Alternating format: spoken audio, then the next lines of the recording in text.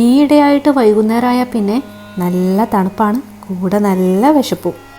ഇന്ന് നമുക്ക് ചൂട് ചായയുടെ കൂടെ നല്ല എരിവുള്ള മുളക് ബജി ഈ തണുപ്പിലിരുന്നങ്ങ് കഴിച്ചാലോ. ചെറുതിലെ കഴിക്കാൻ മടി കാണിച്ച ഒരു ഐറ്റമായിരുന്നു. കോളേജ് ടൈമിലാണ് പിന്നെ ഇയാൾ കൂടെ കൂടിയത്. നല്ല ചട്ടനിയും കൂടി ഉണ്ടെങ്കിൽ എത്ര എണ്ണം വേണമെങ്കിലും അകത്താക്കൂട്ടോ.